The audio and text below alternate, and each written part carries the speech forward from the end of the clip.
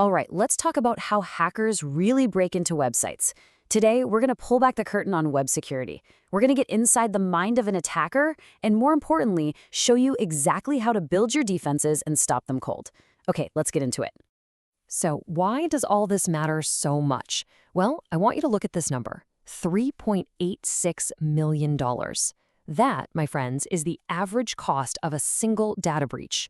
This isn't just about protecting some data, it's about protecting a business from what can be absolutely devastating, catastrophic damage. And here's the thing, it's not just one team's job to stop that from happening. Security is a team sport. It's a responsibility that's shared across the entire organization. Every single decision, whether it's made by a developer or a manager, either opens a door for an attacker or it locks them out for good. So how do we build that impenetrable fortress? Well, first things first, we have to understand the enemy. To build a really solid defense, you gotta learn to think exactly like an attacker. There's actually a name for this practice. It's called threat modeling. It's all about putting on your imaginary black hat and just asking, okay, if I wanted to, how would I break this thing? So for the rest of this explainer, that's exactly what we're gonna do. We're gonna tear down a web application layer by layer, starting right at the first line of defense, the front end. Our journey starts in the browser. You can think of this as the front line, right? It's where your users are interacting directly with your code, and you better believe it's the very first place an attacker is gonna start poking around for weaknesses. And the most common, the quintessential front-end attack, is called cross-site scripting, or XSS for short. Now here's the really scary part. The attacker uses your own website to attack your own users. They find a way to inject a malicious piece of code, and the victim's browser, thinking it's coming from a trusted source, your website, just runs it. So how does this actually play out in the real world? Let's look at what's called a stored XSS attack. An attacker goes to your site and posts a comment, but it's not just text. It's actually a script disguised as a comment. The server, not knowing any better, just saves it to the database. Now, when the next unsuspecting user comes along and visits that page, their browser loads the comment, runs that hidden script, and boom, the attacker can steal their session cookie and completely hijack their account. So we've seen how attackers can hit the front end, but what about the data while it's in transit?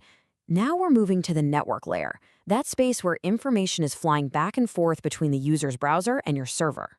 And in this space, we find something called cross-site request forgery, or CSRF. This attack is sneaky. It's all about abusing the trust a website already has in a logged-in user.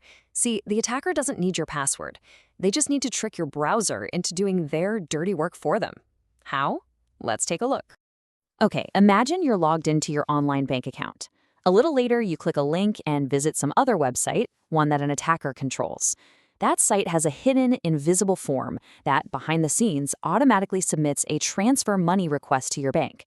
And because your browser helpfully includes your session cookies with every single request it makes to your bank's website, the bank just sees a valid request from you, and it processes the transfer. You never even knew it happened. All right, now for the final stop on our attacker's tour, the back end. This is where the crown jewels are kept. We're talking about the server and the database, the place that holds all of your most sensitive user data. And the classic devastating back-end attack is SQL injection. Think of it like this. Your application talks to your database using a special language called SQL. Well, an attacker simply finds a way to trick your application into sending malicious SQL commands on their behalf. And this shows you just how incredibly dangerous SQL injection can be. Just by typing a tiny little piece of SQL code into a username field on a login form, an attacker can fool the database into completely skipping the password check, letting them log in as literally any user. Or, even worse, they could command the database to just hand over its entire list of users. Okay, we've seen the attacks. It's pretty scary stuff. But now, it's time to fight back. Let's switch hats and become the defenders. We're going to build our fortress, and it all starts with 3 golden rules for handling any data that comes from a user. Okay, rule number 1 is validation. Ask yourself, is this input what I actually expect it to be? Is this really an email address, or is it something else? Rule 2 is sanitization. How do I make this input safe? This means you're actively removing potentially dangerous things, like those script tags we saw earlier. And finally, rule 3 is escaping. How do I safely display this data to a user? This is where you convert special characters, so the browser always treats them as plain old harmless text. and never as code that it should execute. So, how do we put these rules into practice? Well, remember that SQL injection attack? The absolute #1 best-in-class defense is using something called parameterized queries. This technique basically draws a hard line in the sand between the SQL command and the user's data. You're telling the database, hey, this part over here is the command, and this other part is just data. The database then knows that the user's input should never be treated as code, which makes that entire category of attack completely impossible. But here's the thing. Securing the code that you and your team write, well, that's just the beginning. The modern security battlefield is much, much bigger than you probably think. Just take a look at this. In a typical modern software project, the code your team actually writes is just the tip of the iceberg. We're talking maybe 10% of the total application. And the other 90%, well, that's all open source dependencies. Code that you didn't write from people you've never met, but that your application completely and totally relies on to function. And that realization changes everything. It's why security can't just be an afterthought, something you check off a list at the very end. It has to be a continuous practice that's woven into every single stage of development. This is the core idea behind DevSecOps.